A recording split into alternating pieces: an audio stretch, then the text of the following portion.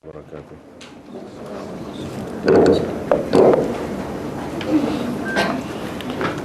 Bismillahirrahmanirrahim. Alhamdulillahirabbil alamin. Wassalatu wassalamu ala asyrafil anbiya'i wal mursalin wa ala alihi wa ashabihi ajma'in. Yang dimuliakan saudara pengerusi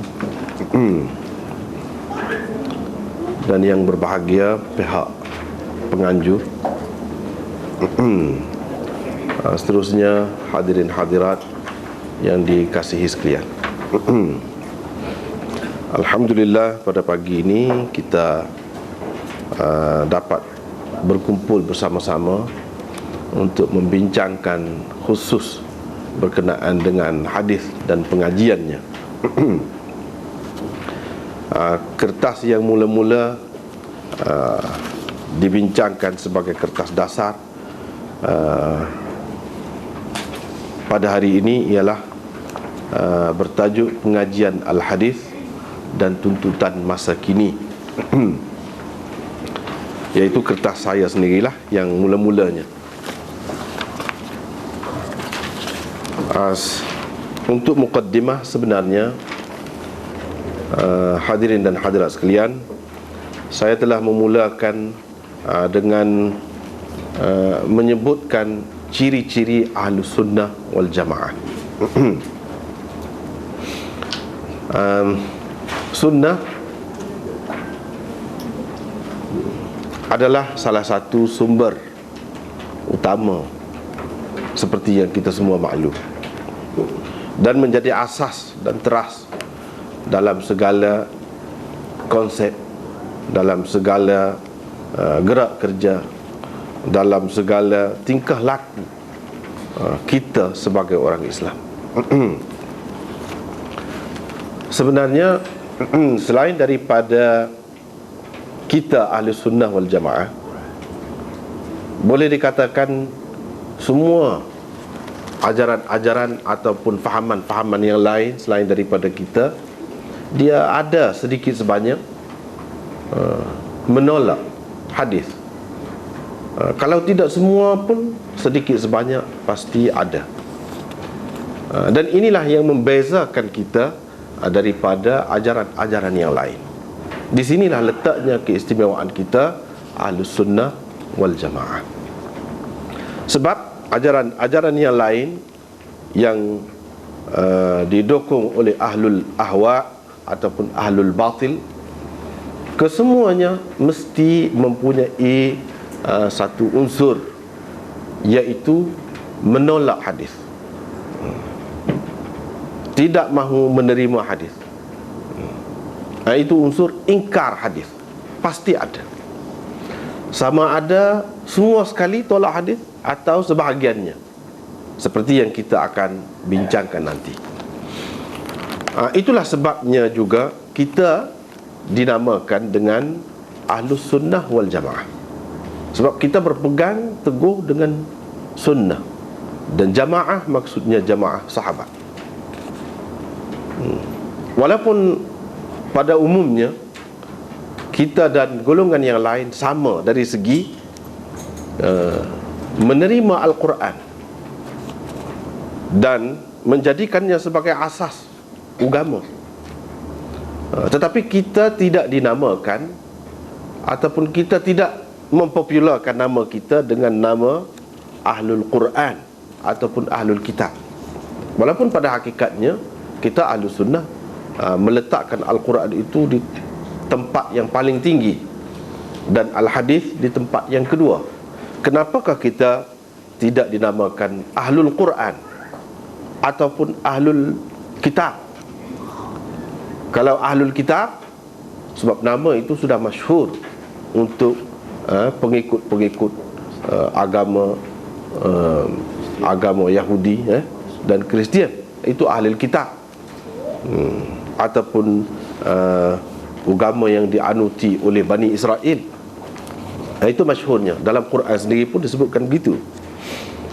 Berhubung dengan Ahlul Quran, kenapa tidak disebutkan Ahlul Quran? Sebab semuanya memang menerima Al-Quran. Tidak, jadi pada dakwaan masing-masing menerima Al-Quran, walaupun pada hakikatnya apabila tidak menerima hadis ataupun menolak hadis, dengan sendirinya akan mereka tolak Al-Quran. Itu pada hakikatnya. Tetapi pada dakwaannya semua menerima Al-Quran. Artinya dalam perkara itu kita tidak ada perselisihan.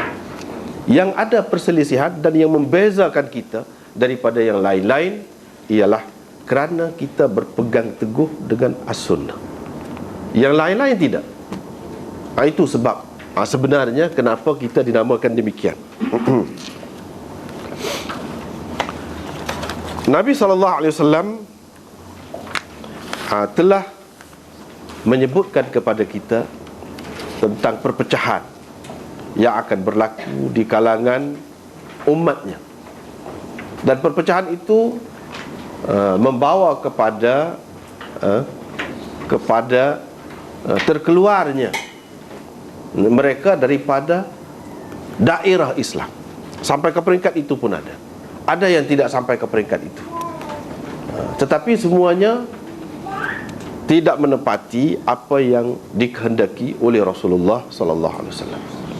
Di dalam hadis ada tersebut, misalnya kita dapat lihat pada muka surat 2 tu, iftaraqatil yahud ala 71 firqatan wa tafarraqatin nasara ala 72 firqatan wa tafarraqat ummati ala 73 firqatan. Dalam satu riwayat ditambahkan kulluha finnar illa wahidah, semuanya masuk neraka kecuali satu sahaja. Dalam satu riwayat yang lain, dalam Musnad Ahmad dan lain-lain, dia ada tambah yang satu itu apa, iaitu wahiyal jamaah. Dalam satu riwayat yang lain disebutkan, iaitu siapa yang satu tu, yang tidak masuk ke dalam neraka itu, ialah hiya ma ana alaihi wa ashabi, iaitu golongan yang mengikut cara aku, mengikut landasan aku dan sahabat-sahabatku. Jadi golongan yang mengikut sunnahku dan jamaah yang diperakui olehku. Itu maksudnya. Daripada situlah nama ahli sunnah itu diambil, sebab mereka mengikut Rasulullah SAW dan menjadikan sahabat-sahabat baginda sebagai panduan. Kemudian kita tengok yang kedua tu pula, kata-kata Ibnu Mas'ud, man kana mustannan falyastanna biman qad mata fa innal hayy la tu'manu alaihi al-fitnah ulaika ashabu Muhammad sallallahu alaihi wasallam kanu afdala hadhihi al-ummah abarraha quluban wa a'maqaha ilman wa aqallaha takallufan ikhtarahumullah li suhbati nabiyyih wa li iqamati dinihi fa'rifu lahum fadlahum wattabi'uhum ala atharihim wa tamassaku bima istata'tum min akhlaqihim wa siyarihim fa innahum kanu ala al-huda al-mustaqim ataupun ala al-hadi al-mustaqim. Di sini Ibnu Mas'ud kata kalau kita nak ikutlah orang yang sudah mati. Kerana orang yang masih hidup, kita tidak ada jaminan dia tu akan terpelihara daripada godaan dan pancaroba hidup. Mereka itu ialah sahabat-sahabat Muhammad sallallahu alaihi wasallam. Mereka adalah golongan yang paling baik hatinya, paling mendalam ilmunya. Maksudnya dari segi ilmu yang dibawa oleh Nabi sallallahu alaihi wasallam. Paling sedikit cerewetnya. Mereka adalah satu golongan yang telah dipilih oleh Allah SWT menjadi sahabat kepada nabinya dan menegakkan agamanya. Maka hendaklah kamu sedari keutamaan mereka dan mengikut jejak langkah mereka sedapat mungkin, kerana mereka adalah golongan yang berada di atas jalan yang betul.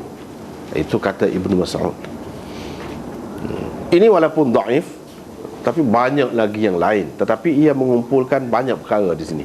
Sebab itu saya kemukakan yang ini Kalau kita nak kira dari segi dalam Quran pun banyak sekali disebutkan sahabat itu sebagai panduan kita. Umpamanya, ringkas saja, fa in amanu bimithli ma amantum bihi faqad ihtadaw. Kalau mereka beriman seperti mana kamu tu maksudnya sahabat. Seperti mana kamu, yakni sahabat-sahabat beriman, faqad ihtadaw, berarti mereka mendapat petunjuk. Mereka berada di atas landasan yang betul. Di atas petunjuk maknanya berada di atas landasan yang betul, yang diperkenan oleh Allah Subhanahu wa taala. Itu maknanya. Artinya sahabat itu dalam Quran, dalam hadis pun ada pengakuan tentang mereka. Artinya dalam hidup kita sebagai ahli sunnah wal jamaah mesti menjadi rujukan utamanya, selain daripada Al-Quran yang didakwa oleh semua golongan memakainya, kita juga berpegang teguh dengan Al-Quran, dengan hadis, dengan sunnah dan sahabat-sahabat Nabi sallallahu alaihi wasallam.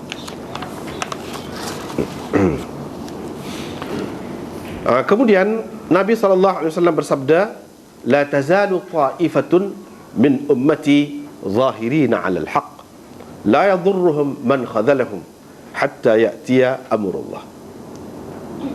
Akan terus ada satu golongan dari umatku yang tetap tegak di atas kebenaran. Mereka tidak tergugat oleh orang-orang yang menentang mereka, sehinggalah datang perintah Allah, yakni kiamat.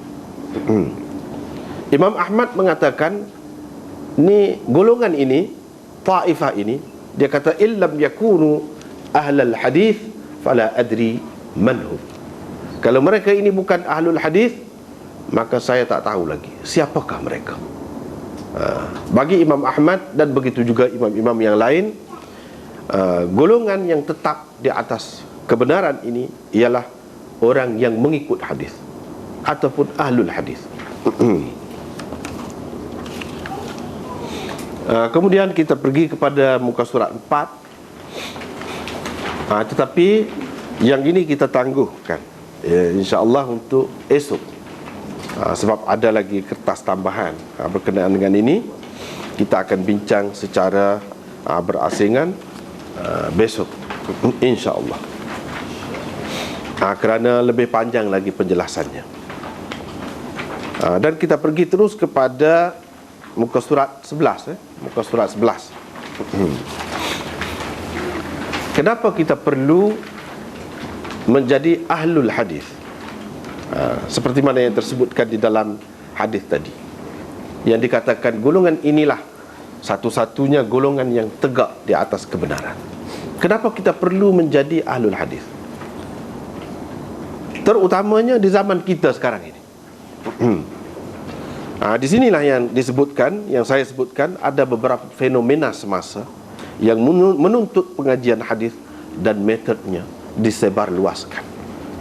Sebenarnya, kenapa kita perlu kembali kepada hadis dalam arti kata yang sebenarnya, tepat seperti mana yang difahami oleh ulama-ulama kita dahulu. Kerana di zaman kita ini terutamanya telah timbul banyak sekali fenomena yang memerlukan kita kepada panduan hadis.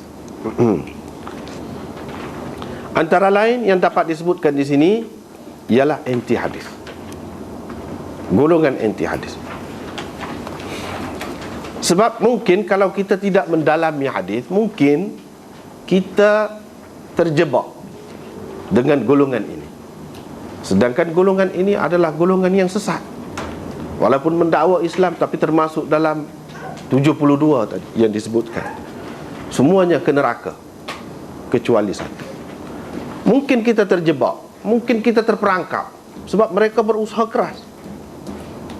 Sebahagian mereka memang sengaja, dengan sengaja memang mereka tahu pun, mereka tidak percaya pun kepada hadis, bahkan kepada Islam pun. Tetapi untuk mengelirukan umat, mereka gunakan faham anti hadis ini. Tetapi ada juga sebahagian daripada golongan ini sebenarnya dia terperangkap, bukan dengan sengaja, bukan dengan suka hati, tetapi dia terpedaya. Kita takut kita termasuk dalam golongan ini, golongan yang terpedaya kerana tidak mengetahui alasan-alasan dan hujah-hujah golongan anti hadis. Sebab pada mereka ada hujah juga. Mungkin kalau kita bergaul dengan orang-orang anti hadis yang agak kemas lah, yang agak kukuh pengetahuannya, alasannya, mungkin kita terpedaya. Umpamanya di sini disebutkan ada beberapa perkara yang menjadi masalah kepada mereka dan yang mungkin digunakan oleh mereka untuk mengelirukan orang lain berhubung dengan hadis. Kita lihat pada muka surat 12. Kononnya mereka mendakwa hadis-hadis banyak bercanggah dengan akal. Ini salah satu alasan. Banyak bercanggah dengan akal. Tetapi seperti yang kita maklumkan, akal ini jangkauannya terhad. Sangat kerdil kita ini jika dibandingkan dengan kekuasaan Allah Subhanahu Wa Taala, kejadian Allah Subhanahu Wa Taala yang begitu besar ini. Kerana itulah tepat sekali apa yang dikatakan oleh Ibnu Khaldun, bahawa akal memang berguna kepada manusia, memang berguna. Tetapi akal ibarat neraca tukang emas yang boleh menimbang yang ringan-ringan saja, bukan boleh menimbang bukit. Mustahil katanya untuk kita nak timbang bukit dengan menggunakan neraca ataupun timbangan yang digunakan oleh tukang emas itu. Mustahil. Begitulah juga dengan keadaan akal. Tetapi golongan ini dia mengatakan banyak bercanggah dengan akal. Banyak hadis-hadis yang diriwayatkan oleh orang-orang yang ketika peristiwa diriwayatkan belum lagi memeluk agama Islam. Ini kata mereka. Dan ini menjadi masalah kepada mereka. Misalnya dikatakan Abu Hurairah meriwayatkan hadis Dzul Yadain, seperti yang kita semua maklumkan, Dzul Yadain tentang Nabi SAW terlupa dalam sembahyangnya itu. Dan Dzul Yadain menegur, menceritakan tanya adakah sembahyang ini dikurangkan. Nabi SAW kata tidak ada, dan seterusnya. Kata mereka, Abu Hurairah memeluk agama Islam pada tahun yang ke-7, iaitu pada masa peperangan Khaybar. Di hujung perang Khaybar itu baru dia sampai ke Madinah. Sedangkan peristiwa ini berlaku pada tahun yang kedua. Bagaimana Abu Hurairah kata Rasulullah SAW bersembahyang dengan kami? Di situ ditimbul kemuskilan, dan kemuskilan itu membawa kepada mereka mempertikaikan sahabat. Mereka mengatakan sahabat ini sewenang-wenang ataupun berdusta. Lebih dahsyat lagi, mereka terang-terang mengatakan sahabat berdusta atas nama Nabi SAW. Itu satu contoh. Banyak lagi yang lain. Ini semua kerana mereka tidak memahami istilah ataupun cara ulama hadis ataupun hadis itu sendiri, cara dia guna istilah sahabat yang digunakan oleh sahabat, yang mana semua ulama-ulama kita faham, tahu. Kalau kata shalla bina Rasulullah sallallahu alaihi wasallam, Rasulullah sallallahu alaihi wasallam bersembahyang bersama kami, kalau sahabat kata begitu, tidak semestinya dia ada dalam peristiwa itu. Tetapi maksudnya Rasulullah SAW bersembahyang dengan kami, yakni para sahabat. Dan Abu Hurairah menerima daripada sahabat itu ceritakan kepadanya. Dia tidak lagi menyebutkan nama perawi itu. Sebab apa? Sebab sahabat ini memang dipercayai. Semua faham begitu. Dengan sebab itu, bagi ulama-ulama kita tidak jadi masalah yang seumpama ini. Tetapi kepada golongan anti hadis, dia kata macam mana? Dia tak ada, tapi dia cerita, dia kata dia bersembahyang bersama, padahal dia tidak faham istilah bina itu. Shalla bina. Kalau dia faham di situ, selesai masalah. Itulah yang difahami oleh orang-orang lain, oleh sahabat sendiri. Tak ada pula sahabat yang katakan yang pertikaikan Abu Hurairah itu misalnya. Kenapa kamu kata begitu? Kamu bohong. Misal, adakah kita berjumpa di mana-mana riwayat, dalam mana-mana kitab, yang mana sahabat yang lain kata kepada Abu Hurairah, kenapa kamu riwayatkan begitu, sedangkan kamu tak ada bersama? Ini maknanya kamu berbohong. Adakah begitu? Tak ada. Artinya semua mereka faham. Istilah itu daripada awal lagi difahami oleh kita Ahlus Sunnah wal Jamaah. Kemudian kalau kita lihat di dalam syarah-syarah hadis, semuanya menceritakan apa maksud kalau begini macam mana. Itu penyelesaiannya. Mereka tak faham sebab mereka kebanyakannya boleh dikatakan golongan yang ingkar hadis ini, mereka tidak mempelajari hadis sebagaimana mestinya. Itulah akibatnya. Kita tengok yang ketiga pula. Sekian banyak hadis seperti yang didakwa oleh ulama-ulama hadis tidak mungkin diingat dan dihafal oleh manusia. Itu dia. Macam mana hafal? Semata-mata bergantung kepada hafalan. Sedangkan kita tengok jelas perkara itu dalam sejarah, semua mengetahui. Bukan sahaja di kalangan sahabat yang kuat ingatannya, bangsa Arab yang dimaklumi sebagai kuat ingatannya, bangsa Arab dahulu, bukan bangsa Arab sekarang, bangsa Arab dahulu. Begitu juga imam-imam kemudiannya, begitu kuat ingatan mereka, semua maklum. Dan ini diakui oleh sejarah. Tidak boleh dihafal oleh manusia. Kita pun kata bukan semuanya hafal, sahabat-sahabat tidak hafal semua. Cuma orang kemudian tabi'i, dia ambil daripada sahabat ni mungkin 1-2 hadis, dia ambil daripada sahabat lain pula. Begitulah, jadi terkumpul hadis. Bukan kita kata semua sahabat itu hafal semua hadis. Kita tak kata begitu. Begitu juga zaman tabi'in, mereka pun tidak hafal semua juga. Dia hafal, yang kemudian lagi berusaha lagi, dia ambil daripada guru yang banyak tadi, lagi semakin banyak hadis itu, dan mereka hafal. Kenapa? Kerana Nabi SAW menyerahkan hadis-hadisnya kepada umatnya. Tidak seperti Al-Quran. Kalau Al-Quran, Allah SWT menyebutkan, inna nahnu nazzalna dzikra wa inna lahu lahafizun, la ya'tihi al-batil min bayni yadayhi wala min khalfi. Itu jaminan daripada Allah SWT. Hadis tidak ada jaminan begitu, walaupun wahyu. Hadis adalah wahyu daripada Allah SWT juga kepada Nabi kita, tetapi tidak ada jaminan seperti itu. Oleh kerana sesuatu yang ada kaitan dengan Rasulullah SAW yang penting seperti ini adalah merupakan mukjizat Nabi kita, maka mukjizat itu supaya nyata sampai ke akhir zaman, maka adalah orang-orang yang menjaga hadis-hadis itu. Dan kalau kita perhatikan apa yang diusahakan dilakukan oleh ulama-ulama hadis ini, sebenarnya satu mukjizat. Satu mukjizat Nabi yang tetap hidup sampai ke akhir zaman. Kerana kita tidak dapat melihat satu orang manusia yang begitu dikaji segala perbuatan, segala perkataannya, segala duduk bangunnya, tidak ada kecuali Nabi kita. Dan untuk menjaga kesucian, ketulinan hadis-hadis Nabi SAW itu, mereka mengkaji pula perawi-perawinya, sehingga sekian banyak buku-buku terhasil. Tidak ada seorang pun manusia daripada dahulu, daripada zaman Nabi Adam sampai sekarang, yang manusia mengambil berat tentang kata-katanya dan perbuatannya. Kenapa begitu? Siapa yang memberi upah ataupun gaji kepada mereka ini? Tidak ada. Dengan sendirinya.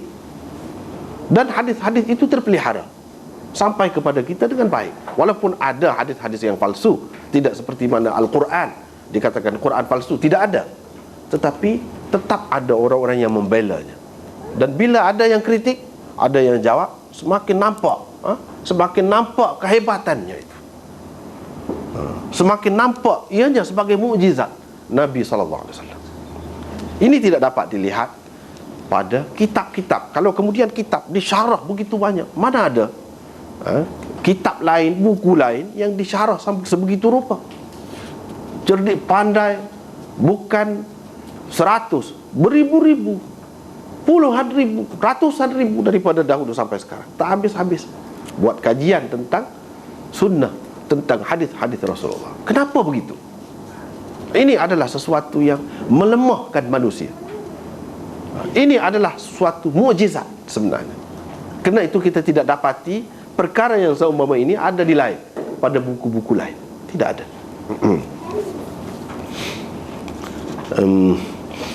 Yang keempat, banyak hadis-hadis yang menyatakan keserupaan Allah dengan makhluknya.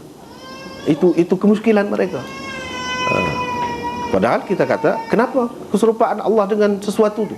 Misalnya dikatakan dalam hadis, Allah suka. Allah suka. Kalau begitu, artinya serupa dengan manusia. Kalau begitu kita boleh kata dalam Quran pun yang kamu dakwa, kamu percaya itu, ada juga yang menunjukkan pada zahirnya keserupaan dengan makhluk dari segi perkataan yang diguna itu. Misalnya tangan, mata, wajah disebutkan. Kamu paham macam mana tentang ayat-ayat itu? Kalau kamu mengatakan itu walaupun disebutkan wajah, tapi tangan, tapi maksudnya bukan seperti manusia, bukan seperti makhluk. Begitu juga dengan suka, dengan yang lain-lain yang tersebut di dalam hadis. Kalau sahih kita terima begitu. Bukan artinya suka itu seperti makhluk atau seperti manusia. Dalam Al-Quran ada sebut wajaa rabbuka wal malaku saffan saffa. Jaa mana datang? Apakah kita katakan datang itu seperti manusia yang datang, seperti sesuatu makhluk lain datang? Tentu sekali tidak.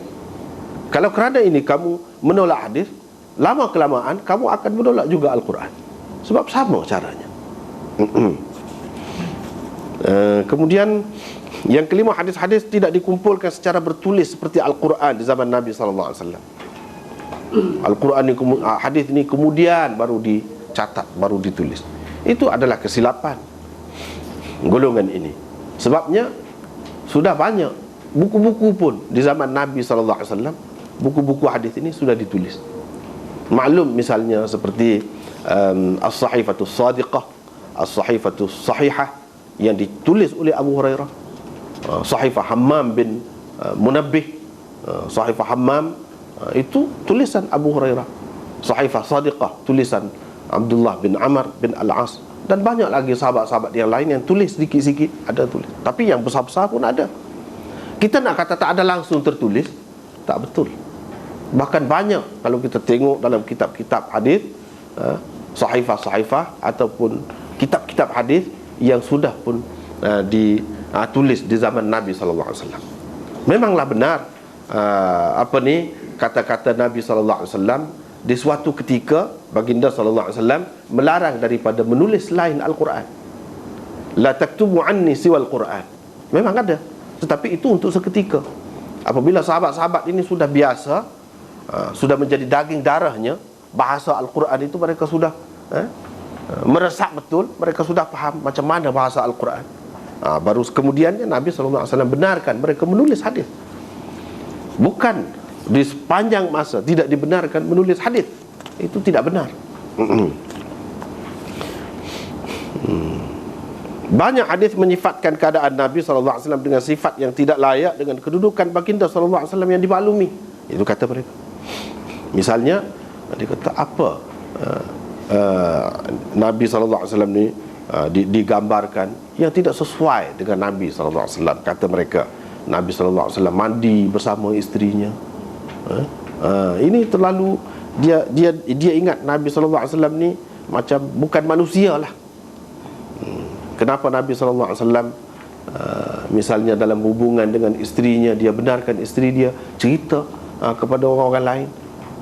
Misalnya Nabi SAW sebelum keluar sembahyang, dia cium isterinya, dan isterinya cerita kepada orang lain. Dia kata ini tidak sesuai dengan Nabi SAW, mengaibkan.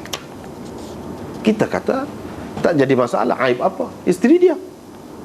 Dan banyak pengajaran yang kita dapat daripada situ untuk memesrakan hubungan suami isteri itu sampai mandi sekali. Apa salahnya? Tidak jadi salah. Kalau kita kata cium isteri, tidak jadi salah. Bahkan banyak pengajarannya. Nabi SAW cium isterinya dan keluar sembahyang dengan tidak ambil air sembahyang, dengan tidak berwuduk lagi. Daripada situlah ulama-ulama yang mengatakan bersentuh dengan perempuan ini tidak membatalkan wuduk. Pegangan dia salah satu dalilnya itu. Dari segi hukum ada kaitannya, bukan semata-mata begitu saja. Artinya Nabi SAW nak mengajarkan kepada kita bahawa tidak semestinya kalau seseorang itu nak menghampirkan diri, nak merapatkan diri dengan Allah, nak bertakarrub kepada Allah, maka dia mesti kena menjauhi isterinya, menjauhi nafsu, kita katakan sekian lama, sekurang-kurangnya 1 hari ke misalnya. Tak mesti begitu. Ini nak keluar pergi sembahyang, sebelum pada tu dia cium isteri. Itu bagi kita kata banyak pengajaran. Tidak ada apa aibnya. Kalau yang aib ni kalau bukan isteri, ini bukan aib. Itu satu panduan pengajaran kepada kita.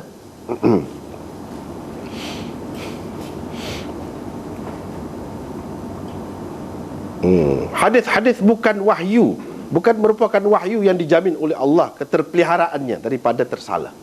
Itu kata mereka. Seperti Al-Quran, walaupun tidak dijamin seperti itu, dengan adanya kajian-kajian ulama, dengan adanya sentiasa tokoh-tokoh yang membuat penyelidikan dan kajian dan menulis, menapis hadis-hadis ini, maka ia terpelihara juga. Yang ke-8, hadis-hadis menyebabkan perpecahan dan timbulnya semangat kepuakan dalam Islam. Dia kata itulah sebabnya ada mazhab, sebab ada hadis jadi berpecah.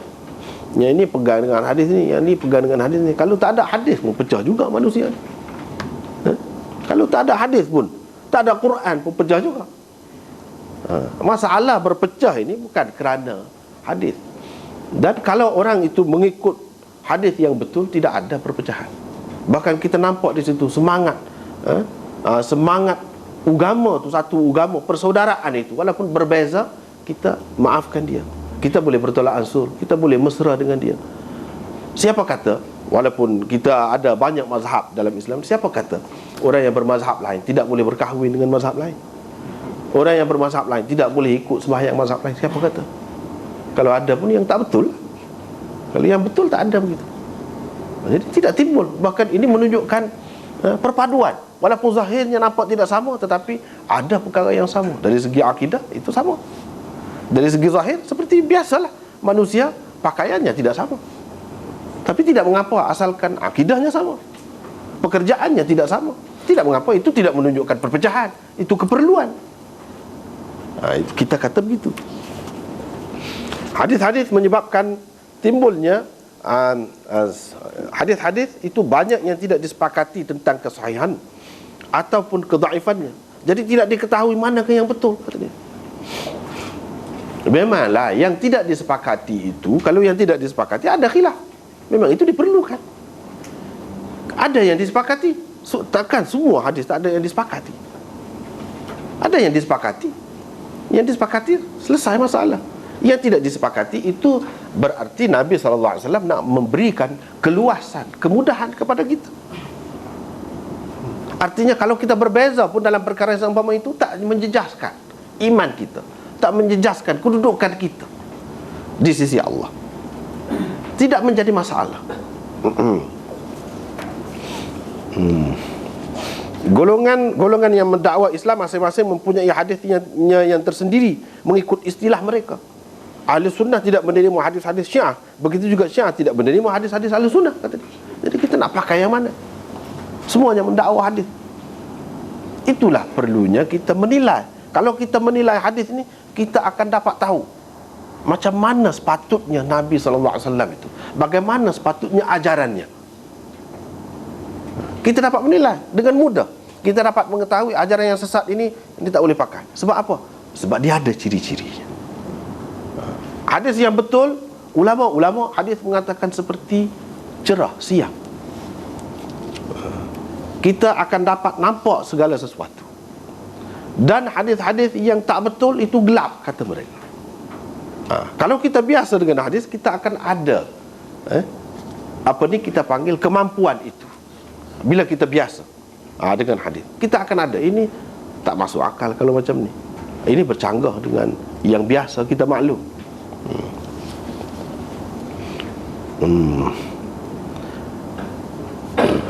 Dan kalau kita perhatikan apa yang dikatakan hadis mengikut golongan yang lain itu berbeza sama sekali dengan kita. Misalnya kalau kita disebutkan Syiah di sini, misalnya Syiah, hadis bagi mereka kata-kata imam pun hadis, sedangkan kita tidak begitu. Kita tidak begitu. Kita Nabi SAW sahaja itu yang dikatakan hadis dalam istilah yang lebih tepat. Adapun hak sahabat ini semua ni athar. Dalam istilah yang lebih luas, Nabi SAW dan sahabat yang ada hubungan dengannya secara langsung, itu dikatakan hadis dalam istilah yang lebih luas. Tetapi tidaklah sampai kepada orang-orang kemudian yang langsung tidak pernah bertemu dengan Nabi SAW, itu pun dipercayai sebagai hadis juga. Itu berbeza.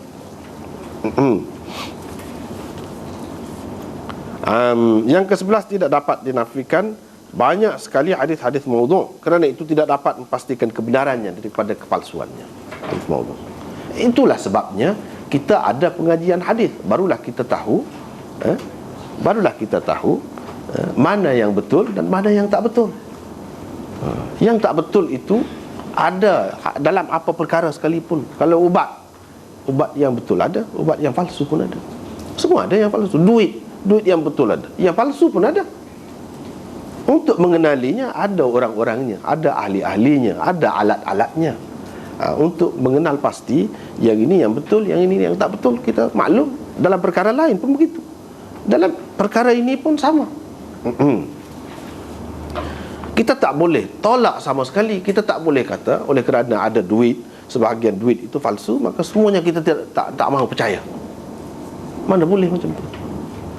Sedangkan ada pihak rasmi, ada pihak berwajib yang menjaga, mengawal dan menghukum orang-orang yang salah. Begitu juga dalam perkara ilmu hadis ini.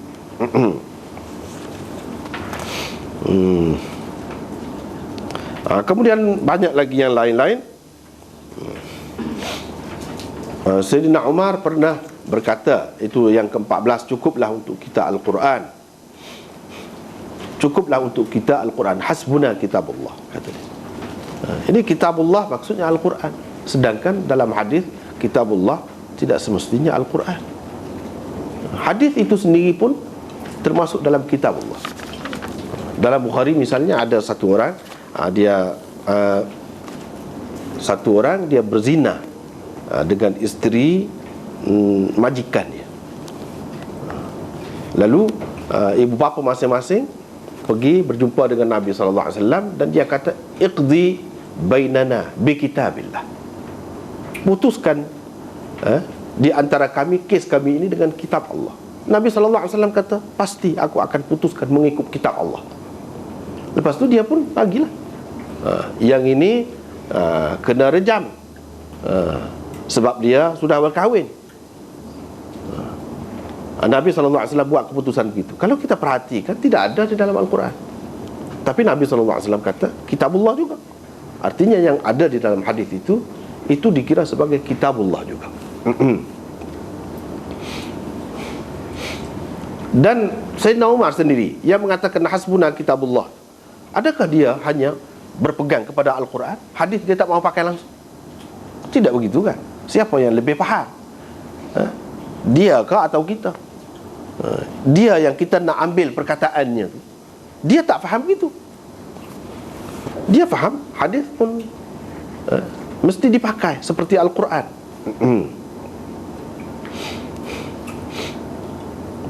Dan banyak lagi yang lain. Ini fenomena semasa. Yang pertama. Yang kedua, golongan Syiah. Oleh kerana kita berhadapan dengan golongan ini, kadang-kadang mereka mengemukakan hujah-hujah, alasan-alasan yang mungkin kita rasakan logik, munasabah. Mungkin juga kita tidak dapat menjawabnya. Kalau kita tidak mempelajari hadis dengan kaedah-kaedahnya yang betul, mungkin kita akan terperangkap dalam diayah mereka itu. Umpamanya yang ke-13, pada muka surat 13 itu 3.21, Rasulullah SAW bersabda, aku tinggalkan kepada kamu dua perkara, kamu tidak akan sesat selagi kamu berpegang teguh kepadanya, iaitulah kitab Allah dan yang pertama kitab Allah, dan kedua ahli baitku. Dipanggil hadis Thaqalain. Hadis Thaqalain. Mereka selalu guna hadis ini. Sedangkan kita mengatakan hadis ini tidak mahfuz. Hadis ini tidak mahfuz. Yang mahfuznya Al-Quran dan Sunnah yang ditinggalkan oleh Nabi SAW. Itulah yang ada jaminannya. Adapun Ahlul Bait, Ahlul Bait ni siapa Ahlul Bait? Tak ada sebut di sini. Kalau Ahlul Bait, sampai kiamat ada Ahlul Bait, anak cucu Nabi SAW. Siapa? Adakah semua mereka itu orang yang alim, baik-baik semuanya, amanah semuanya? Adakah ada jaminan Ahlul Bait dia tu sampai kiamat tidak melakukan dosa? Ada? Tak ada.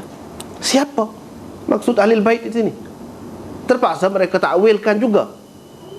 Mereka takwilkan, misalnya kalau Syiah Imam 12, Ahlul Bait ini maksudnya anak cucu Husain.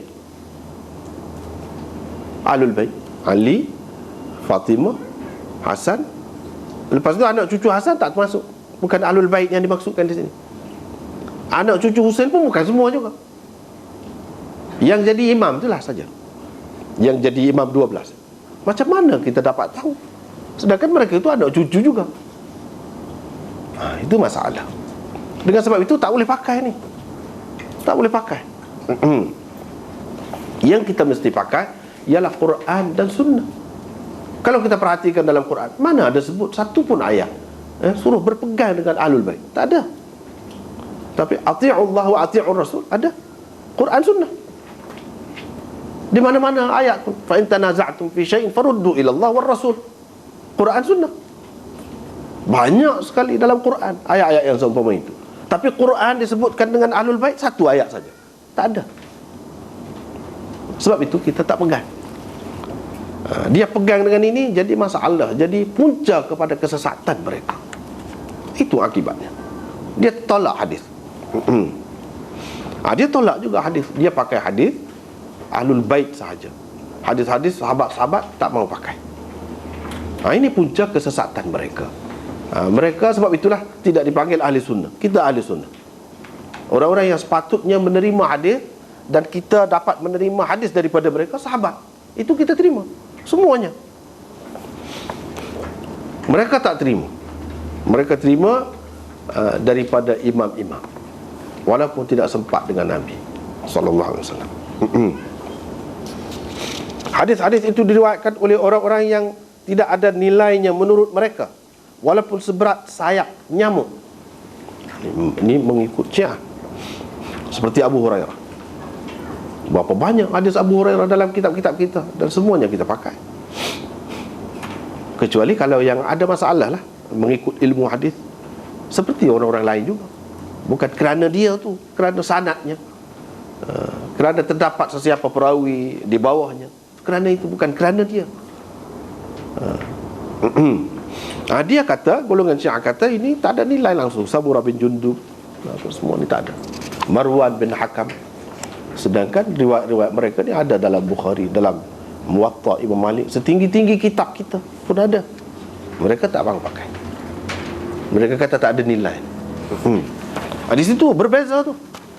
Artinya kalau kita menerima golongan ini, rujukan kita berlainan, akan jadi berlainan, akan bertukar banyak perkara, semua sekali akan bertukar. Bukan dari segi akidah saja, tapi dari segi amalan. Sebab apa? Punca kita dan sumber rujukan kita sudah tidak sama lagi. Mereka kata, ini yang ketiga, muka surat 14, hadis-hadis tidak boleh diterima kerana diriwayatkan oleh orang-orang yang murtad sesudah kewafatan Nabi SAW. Sebab bagi mereka, sahabat-sahabat ni murtad semua. Sahabat-sahabat ni murtad semuanya, kecuali 3 orang sahaja. Innan nas ahla riddah ba'da wafatin Nabi sallallahu alaihi wasallam. Kecuali 3 orang. Salman Al-Farisi, Abu Dhar, dan Miqdad bin Al-Aswad. Yang lain semua murtad. Abu Bakar, Umar, semua murtad. Sedangkan inilah menjadi asas kepada kita.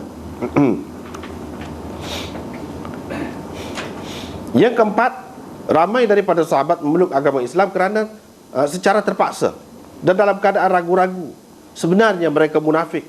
Kerana itu masih ada di antara mereka yang minum arak, membunuh, melakukan beberapa kemungkaran dan kefasikan, kata mereka. Macam mana kita nak pakai sahabat-sahabat ni? Ada juga yang berzina kan, ada juga yang minum arak. Itu alasan mereka, cara mereka nak memburuk-burukkan sahabat. Sebenarnya kalau dia tu Islam betul, dia tak akan melakukan perkara-perkara seumpama tadi. Ini artinya mereka munafik sebenarnya. Itu alasan mereka. Sampai mereka mengatakan, bukan sahabat-sahabat biasa, Abu Bakar dan Umar itu pun pura-pura juga Islam. Masuk Islam pura-pura juga. Padahal bagi kita mengatakan minum arak itu orang yang tidak maksum boleh berlaku. Boleh berlaku. Kalau kita nak cari orang yang mengikut agama Islam ni yang tidak melakukan dosa semuanya, susahlah. Macam mana dengan yang lain-lain sampai ke kiamat? Dan kalau tidak ada dosa, semua manusia tidak ada dosa, apa artinya innallaha ghafurur rahim? Tawwab, Allah itu tawwab, sifat menerima taubat itu apa artinya? Untuk siapa? Kita kata begitu. Perkara-perkara yang tidak sesuai dilakukan ataupun berlaku kepada Nabi SAW, ini Allah SWT takdirkan berlaku kepada sahabat-sahabatnya untuk menjelaskan lagi bagaimana hukum perlu dilaksanakan. Kita faham begitu. Misalnya kalau ada sahabat yang berzina, macam mana Nabi SAW lakukan terhadapnya? Betul-betul seperti yang disebutkan dalam Quran ataupun dalam hadis. Kalau dalam Quran dia sebat kalau yang belum berkahwin lagi. Kalau sudah berkahwin dia rejam. Artinya Nabi SAW membawa agama ni, agama yang praktikal. Bukan teori saja, cakap saja, buat tak boleh. Nabi SAW sendiri telah buat. Dan kita kata susah. Macam mana nak buktikan kalau kena ada 4 orang saksi. Di zaman Nabi SAW tidak ada satu kes pun kerana dikemukakan oleh saksi, maka dia dihukum. Bahkan semuanya mengaku, kerana mengaku. Dia mengaku. Ini menunjukkan sahabat walaupun dia melakukan dosa tetapi tinggi imannya itu. Semata-mata kita nampak ini takdir Allah SWT untuk menunjukkan kepada kita bagaimana praktikalnya ajaran Islam. Bagaimana orang Islam itu kalau dia percaya kepada Allah dan Rasul, percaya kepada azab akhirat, semua itu dia akan takut dan dia akan sanggup dihukum dalam dunia ini lagi. Tengok sahabat-sahabat Nabi SAW. Apabila seseorang itu bertaubat sampai dia sanggup dibunuh, sanggup mati, dan Nabi SAW kata Ma'iz yang telah berzina itu, aku nampak dia berenang dalam syurga. Macam mana kita nak kata dia ni tak baik lagi? Kita nak condemn dia lagi? Kita nak kritik dan memburuk-burukkan dia lagi setelah Nabi SAW kata begitu? Tujuannya ada. Kalau Nabi SAW nak berzina, wala'iyatubillah, tidak sesuai langsung, tapi sekadar kencing sambil berdiri itu ada, itu boleh, tidak menjejaskan kedudukannya lagi sebagai Nabi. Tetapi kalau dosa yang lain yang besar-besar itu tidak sesuai, sebagai pesuruh Allah. Tetapi untuk menunjukkan perkara ini boleh berlaku dan boleh dilaksanakan hukum Islam, berlakulah kepada sahabat-sahabat Nabi SAW. Kita kata begitu.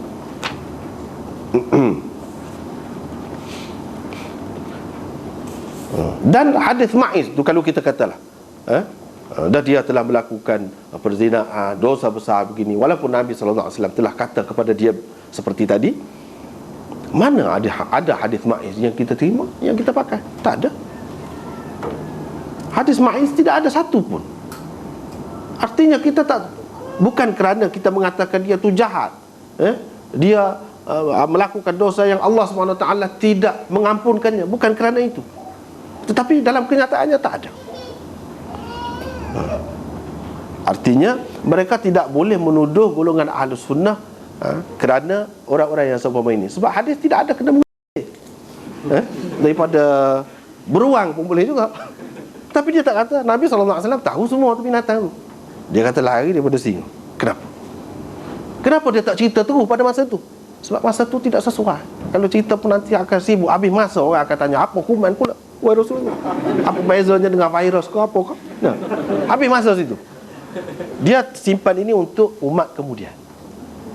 Cuba kalau kita faham begitu. Nampak sunnah ni betul-betul panduan untuk kita.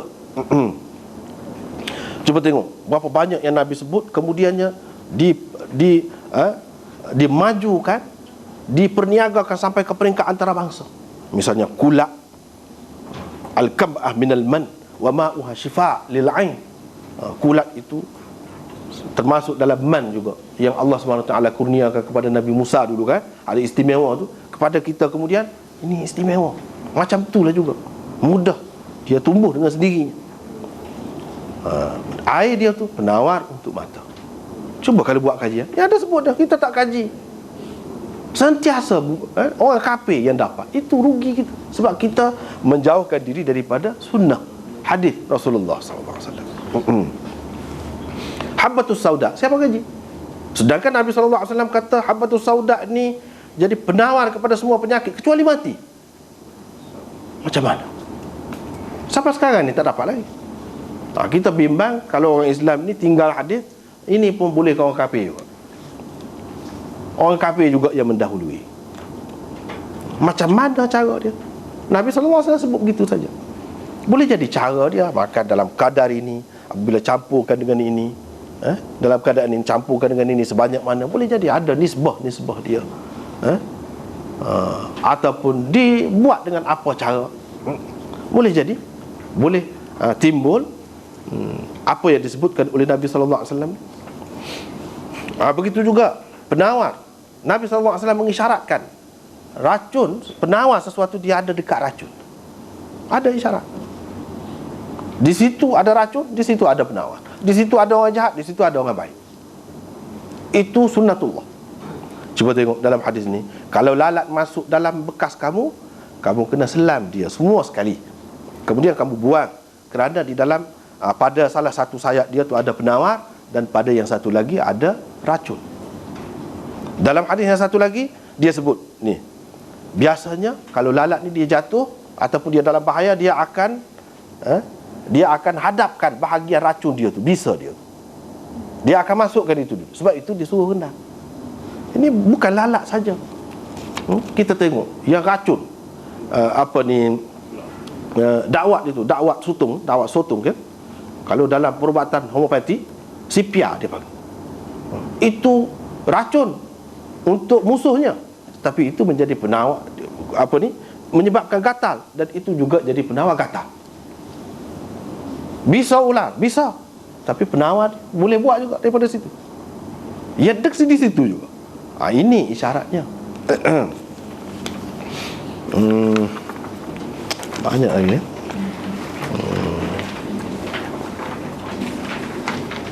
Banyak ni, banyak. Ada. Tetapi saya tidak terjemah tu semua tu hadis-hadis itu kan. Cuma buat maksud dia lah secara umum. Kemudian hadis-hadis itu banyak sangat. Oleh kerana kita masa tidak mengizinkan, kita kena berhenti setakat itulah. Walaupun banyak lagi sebenarnya. Yang ini yang sebenarnya yang sesuainya. Yang sesuai disebutkan. Tentang minyak, hasil bumi yang banyak, ada sebut di akhir zaman. Dan orang yang menguasai orang ni adalah seburuk-buruk, sejahat-jahat manusia. Dia kuasai. Di kawasan Iraq apa disebut, orang berebut harta situ. Ada. Ada sebut. Nampaknya kena setakat itulah. Wallahu a'lam. Terima kasih diucapkan kepada Maulana.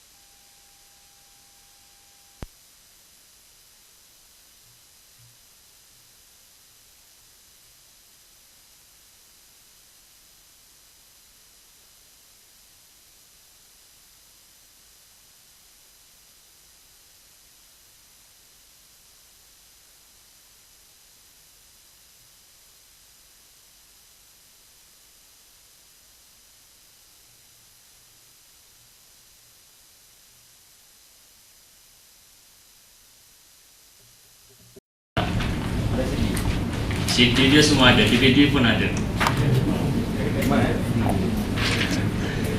Lepas tu banyak juga kat sini kalau nak tengok hadis-hadis mengajar hadis ni. Kalau di Darul Kausar tu dia mengaji Sunan Sittah. Semua tu dihuraikan di sana. Atau kalau kita ada peluang, insya-Allah boleh ke sana untuk mengaji. Okey, saya serahkan terus kepada Mana Asri untuk menjawab soalan-soalan.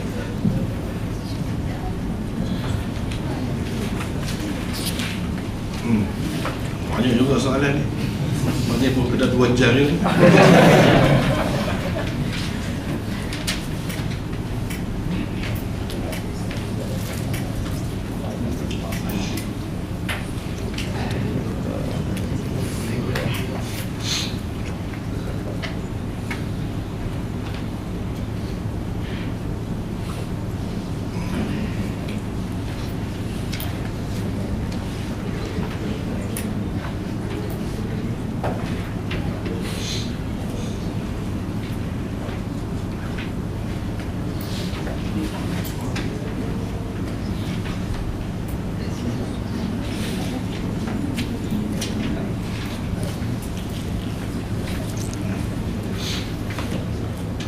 Nampaknya pertanyaan tentang Syiah ni ada 2 di sini. Saya jawab secara ringkas lah. Secara ringkas. Berkenaan dengan hadis tadi dikatakan tidak mahfuz, artinya tidak sahih lah.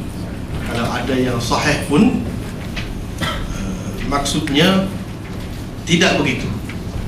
Hadis itu misalnya dalam Muslim ada sebut tentang Ahlul Bait Thaqalain tadi. Tapi itu hadis itu adalah hadis mukhtasar, ringkas. Hadis ringkas. Hadis yang sahih betul-betul, yang terang betul-betul dan bersesuaian dengan Quran tak ada.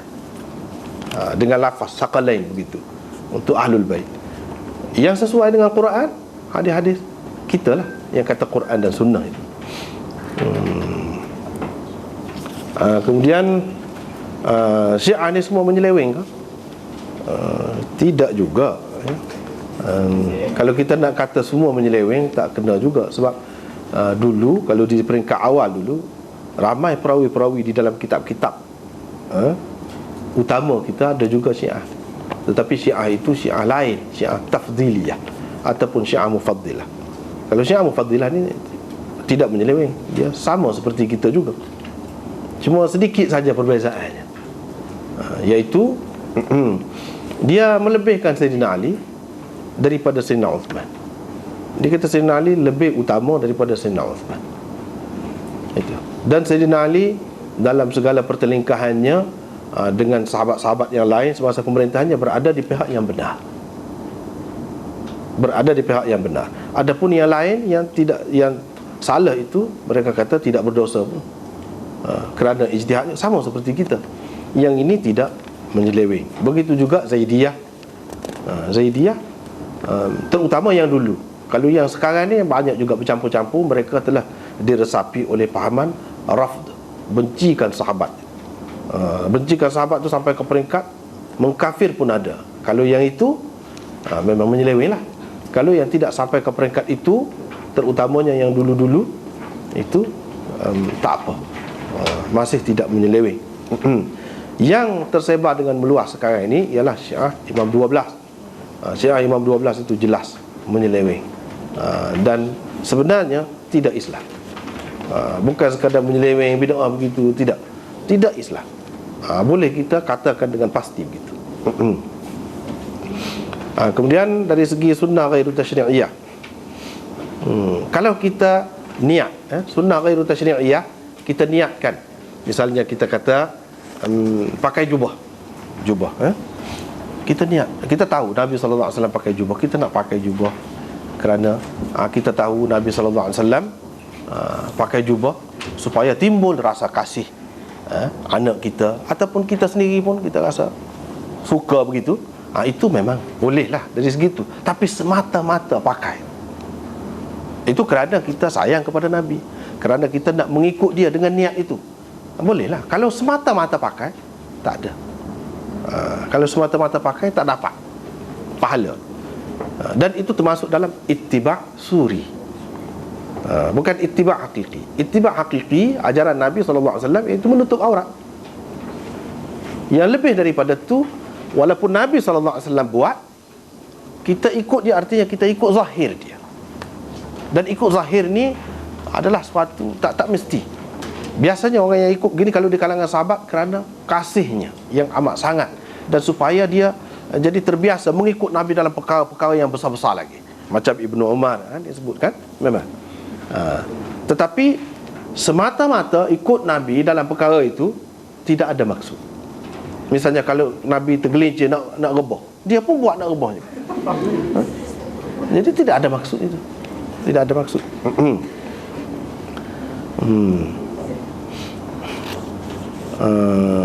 Dan ittiba' suri kadang-kadang dia jadi, kita ni jadi bercanggah sama kita kerana perbezaan dalam perkara inilah.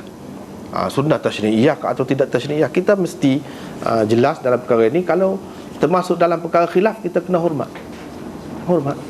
Kita kena tengok apa usaha dia yang lebih besar lagi. Yang lebih besar mungkin kita tidak buat. Dan kita jangan sampai masa muka, jangan sampai besar-besarkan sangatlah perkara yang seumpama itu. Jangan. Kerana dia pakai necktie kalau misalnya, jadi kita sampai tak hormat dia, jadi tawar habis semua ilmunya. Tak patut macam itu. Itu masih benda khilaf. Dan ini termasuk di dalam bukan bukan tasyri'iyah. Masalah pakaian. Orang zaman dahulu, orang Cina, sekarang ni pun ada lagi Cina pakai jubah.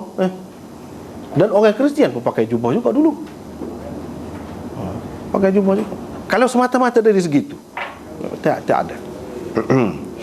Tapi kalau dengan niat tadi dan untuk mendidik, dalam keadaan kita faham dan kita tidak memandang rendah, memandang lekeh kepada golongan lain, kalau tidak begitu, tak apa. Kalau tidak, kalau sampai pandang lekeh kepada golongan lain, misalnya ada setengah-setengah kita, kalangan kita, dia kata apalah Said Qutb, Hasan Al-Banna ni, kopiah pun tak pakai, pakai necktie lagi macam Inggeris. Kita tak tengok dari segi perjuangan dia, usaha dia, sumbangan dia. Kita tak tengok dari segi itu. Sepatutnya kita kena hormat.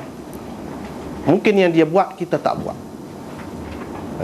kita kena hormat dari segi itu. Mungkin kita pentingkan dari segi satu perkara saja, tak patut begitu. Kita kena tengok yang lebih besar lagi. Dia ikut ittiba' hakiki, dia ikut betul-betul ajaran Nabi itu ada.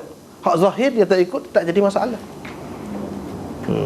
Zahir tu tak ikut, kecuali kalau dalam perkara-perkara zahir pun yang memang termasuk dalam tasyri'iyah. Misalnya berkhitan, ada tadi sebut berkhitan apa semua tu, itu termasuk dalam tasyri'iyah. Pakai gamis, itu termasuk dah tadi. Memakai serban, ini pun masuk dalam khilaf. Ada yang kata tasyri'iyah. Kalau tasyri'iyah pun paling tinggi sunat, elok. Ada yang mengatakan tidak. Sebab dia katakan dalam, bukan hadis lah, dalam kitab-kitab Arab tentang orang dulu disebut al-imamah tijan al-Arab, mahkota orang Arab, serban tu. Jadi Arab ni bukan Arab Islam saja.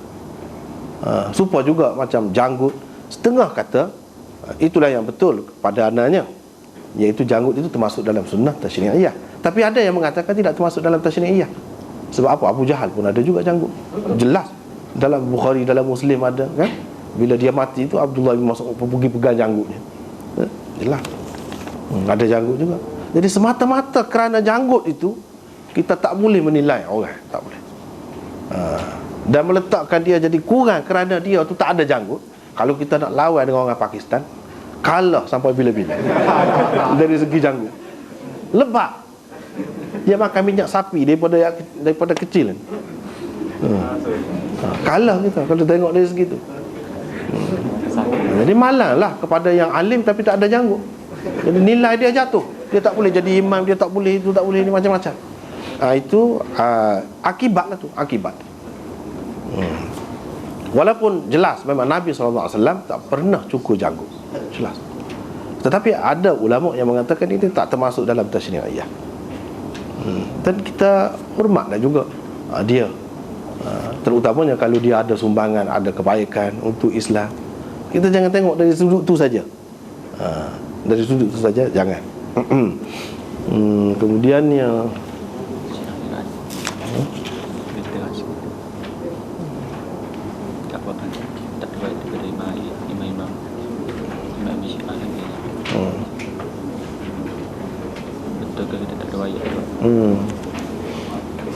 lagi tentang Syiah juga lagi. Tentang Syiah, adakah kita tidak meriwayatkan daripada imam-imam Syiah ni? Tak, kita meriwayatkan, tapi dengan sanad kita lah. Yang sanad kita tu kita pakai. Sanad orang dia kita tak pakai. Ulama-ulama kita tak pakai. Bukan bermakna kita menolak imam-imam tu, tidak. Dan apabila kita tak mahu terima Syiah tu, bukan bermakna kita mengatakan imam-imam tu orang yang tak baik, imam-imam tu mengajarkan ajaran tu, tidak.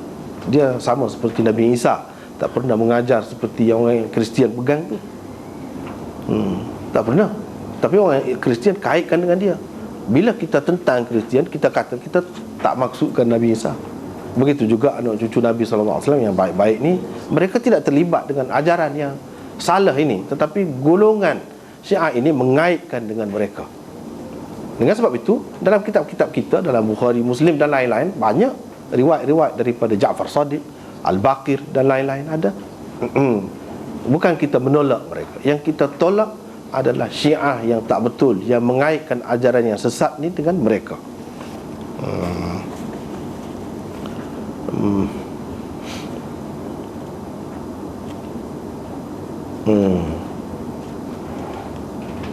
Apabila kita melakukan sunnah tetapi kita tidak memahami maksud sebenar, tak apa, tak jadi masalah, kita tetap dapat pahala juga, asalkan tepat. Asalkan tepat. Kalau tak tepat itu silap. Boleh jadi kita bersalah pula. Dengan sebab itu kena belajar, barulah tahu yang betul. Ada kalanya memang sunnah, tetapi kita tak boleh buat. Dalam kitab-kitab hadis, syarah hadis banyak sebut Imam Abu Hanifah dia nak mengikut sunnah, nak sembelih unta sambil berdiri. Unta kan, sembelih sambil berdiri, sampai rebah dia kena tendang ke unta. Dia pun kata dia tak boleh. Baru dia nampak maksud Nabi buat tu macam lain. Mungkin setengah-setengah unta, atau setengah-setengah kawasan, setengah-setengah tempat. Setengah-setengah tu unta dia unta dia tu keras lah, unta dia tu banking. Unta banking.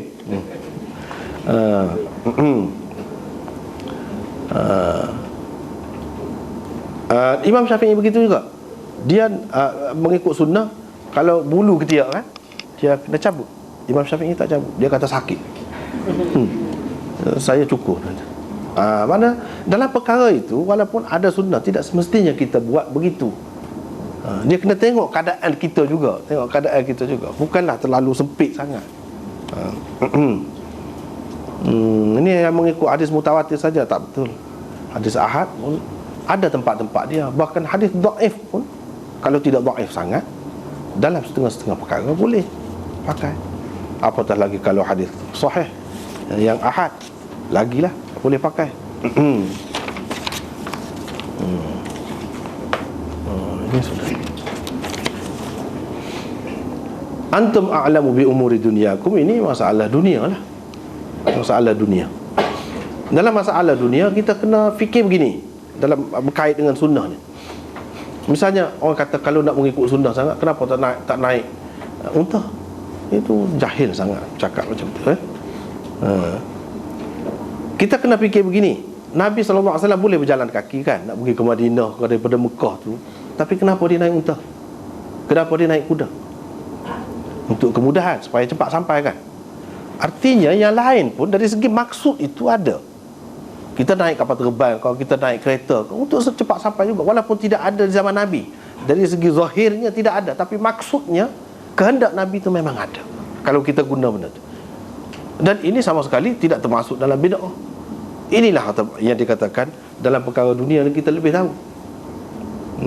Dalam perkara dunia, dalam masalah pertanian, kita nak buat supaya subur tanaman kita, gunakan baja apa-apa, itu terserah kepada kita.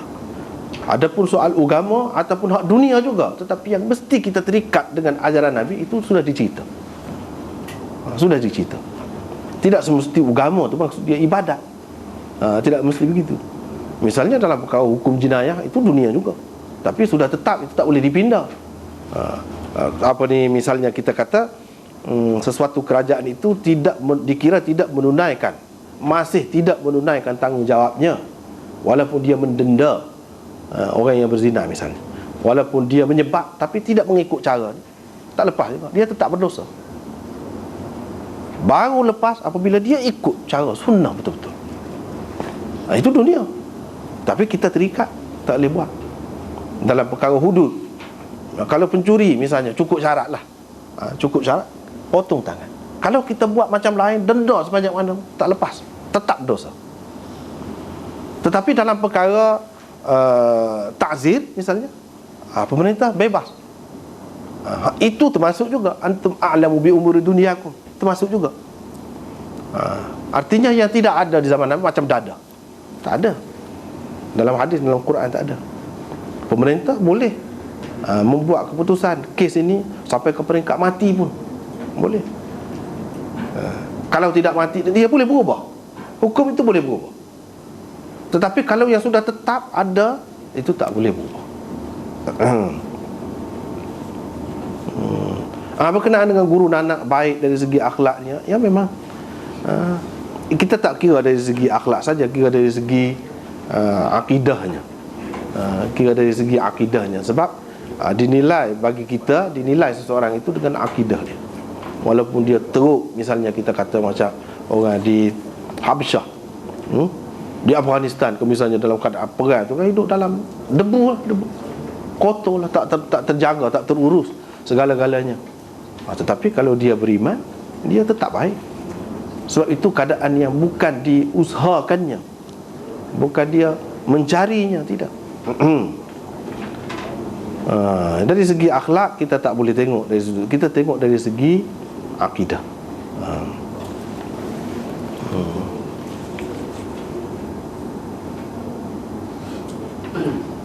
Ini apa tu kuku apa ni, bulan baik, hari baik ni, nahas ke apa ni, ini besoklah insya-Allah. Tak ada tu, tak ada.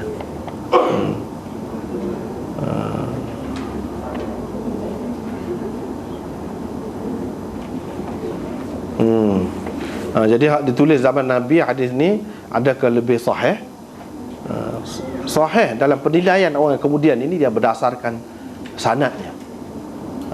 Berdasarkan sanad kepada sahabat yang secara langsung menerima hadis daripada Nabi, itu tak ada sahih, tak ada dhaif apa, semuanya sahih semua. Jadi sahih ke dhaif ke ataupun lain-lain lagi ni nisbah kepada orang kemudian setelah adanya sanad, setelah adanya rantaian perawi-perawi itu baru ada. Kemudian dari segi adakah dalam kitab-kitab hadis? Memang ada. Macam daripada Sahifah Hammam bin Munabbih tu ada dalam Muslim, dalam Bukhari pun ada. Sebab itu dia bila disebut tu dia kata, kalau bukan dia ambil saja daripada Abu Hurairah, tapi Abu Hurairah riwayatkan kepada dia, kata hadza ma haddatsanahu Abu Hurairah. Ini di antara Abu Hurairah ceritakan, Abu Hurairah sebut. Sebab Abu Hurairah bagi kepada dia buku tu. Tapi dia bukan terima buku saja, dia dengar juga. Ada banyak yang hadis-hadis ni dalam kitab-kitab yang ada sekarang ni daripada itulah. Serupa juga seperti an Amr bin Shu'aib an abihi an jaddih. Itu daripada Sahifah Sadiqah, daripada datuk dia Abdullah bin Amr bin Al-As. Itu banyak dalam kitab-kitab macam Abu Dawud, Tirmizi dan lain-lain lagi ada. Daripada kitab itulah asalnya.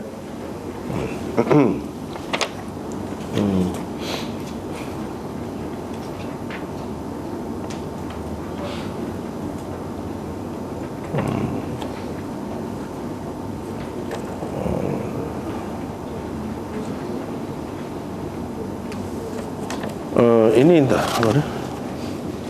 Kami apa yang dikeperlukan Pak? Jadi benarkah ada sahabat yang buat maksiat sebagaimana yang dikatakan? Benarkah sahabat? Sahabat benarkah ada buat maksiat? Memang ada. Dosa besar pun ada. Tetapi cara dia tu, bila dia buat maksiat, dia bertaubat. Taubat dia tu sampai ke peringkat mati pun tak apa. Itu banyak terdapat dalam kitab-kitab hadis. Yang kecil-kecil pun ada, yang besar-besar pun ada. Yang kecil-kecil, dosa-dosa yang kecil-kecil lah. Misalnya dia pergi berjumpa dengan Nabi SAW. Dia kata, binasa dah saya, binasa dah. Kenapa Nabi SAW? Dia pegang perempuan. Tapi kita jangan pakai macam tu. Jangan pakai macam tu. Dia pegang perempuan. Dia pegang tu tempat-tempat dia sensitif lah. Dan pegang tu bukan tidak berlapik. Maknanya dia mengganggu perempuan lah. Dia pergi berjumpa dengan Nabi SAW. Nabi SAW diam saja. Nabi SAW kata kemudian daripada tu, nanti ikut aku. Lepas tu dia ambil air semaya dengan Nabi SAW. Nabi SAW pun kata, innal hasanat yudhibnas sayyiat. Dia baca ayat itu. Kebaikan menghilangkan kejahatan. Jadi kejahatan seumpama itu boleh dihilangkan oleh kebaikan dengan sembahyang, dengan kita ambil air sembahyang. Tapi jangan buat. Jangan buat. Tak bagus buat tu. Tapi nak ceritanya ada peringkat-peringkat itu. Tidak pula Nabi SAW pukul ke dia, tak ada. Kesalahan macam tu ada kan, yang kecil ada yang besar. Sahabat-sahabat memang ada. Ini tujuannya nak menceritakan orang Islam dia bukanlah mana orang yang bukan manusia lagi bila jadi Islam. Tidak, dia tetap manusia. Sifat-sifat manusia, kelemahan, kekurangan manusia itu tetap ada. Dan Allah SWT tetap menerima orang yang bertaubat. Innallaha yuhibbut tawwabin wa yuhibbul mutatahhirin. Allah SWT suka kepada orang yang suka bertaubat. Suka bertaubat macam mana? Kalau tak ada dosa nak bertaubat macam mana? Mestilah ada dosa. Innallaha huwat tawwabur rahim. Tawwab tu dia sebut. Ghafurur rahim. Banyak sekali dalam ayat-ayat disebutkan. Tidak terkecuali sahabat. Kemudian tasyri'iyah ni, adakah maknanya tidak dikira ibadat dan tidak dapat pahala? Ya, kalau semata-mata begitu.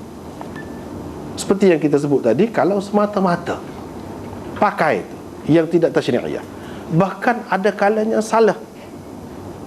Ada kalanya tidak salah tapi menyeksa kita sendiri, menyusahkan kita sendiri.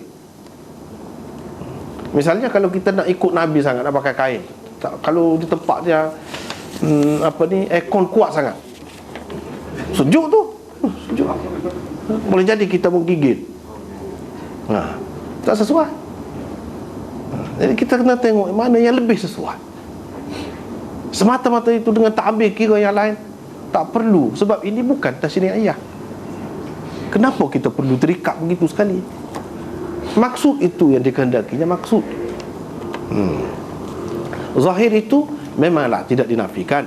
Janganlah pula sampai kita ni orang tak boleh kenal pula Islam kalau tidak Islam. Serupa dengan orang-orang yang jahat, itu Nabi SAW tak benarkan. Dia tak bagi. Biasa, cara biasa tak apa. Yang tak bolehnya menyerupai orang kafir dalam lambang-lambang dia, ataupun pakaian khusus dengan dia, ataupun ada pun pakaian umum, tak jadi masalah. Sebab itulah Sayyidina Umar membenarkan orang pakai burnus, topi panjang yang dipakai oleh orang kafir. Dia juga membenarkan sahabat-sahabat pakai jubah syamiyah yang dipakai oleh padri-padri. Tetapi tidak khusus. Tak apa. Jangan kita anggap ini sebagai dapat pahala. Tak dapat. Sebab ini tidak tasyri'iyah. Tetapi kalau ada niat tadi, kerana sayang kepada Nabi itu, dapatlah kerana itulah, bukan kerana semata-mata pakai itu. Sama juga sebenarnya dalam ni pun saya ada sebut, kadang-kadang kita pakai itu tak kena. Nabi SAW pakai celak. Bukan perempuan saja, lagi Nabi sendiri pun pakai celak. Kita jangan pakai celak tak tu pasal. Boleh jadi rosak mata kita. Jangan kita kata ada Nabi kata mesti celak ni baik. Kalau celak tu daripada ithmit, batu ithmit, tulin, betul. Tetapi sekarang ni ada jual celak ni macam-macam campurannya, boleh bahaya kepada mata. Nanti orang kata ikut sunnah, jadi makin teruk kita. Sebenarnya kita ikut tak betul.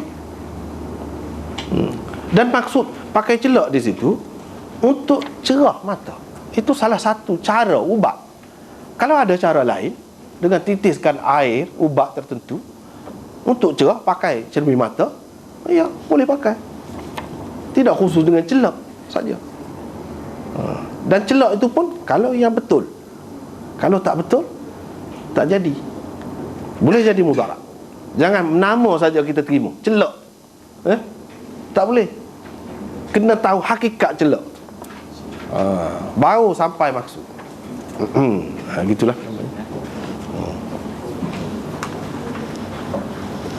Terima kasih kepada Maulana Asri. InsyaAllah pada pukul lepas badan ni boleh dimakan dan salat zuhur. Tadi ada permintaan daripada peserta untuk menyambung lagi sedikit, kalau yang tak habis ke nak bagi penjelasan daripada Maulana Asri untuk kuliah maghrib.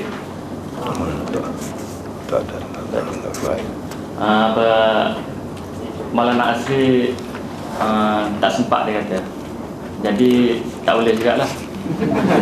Dia kena tengok bos lah, pakai dari situ macam tu.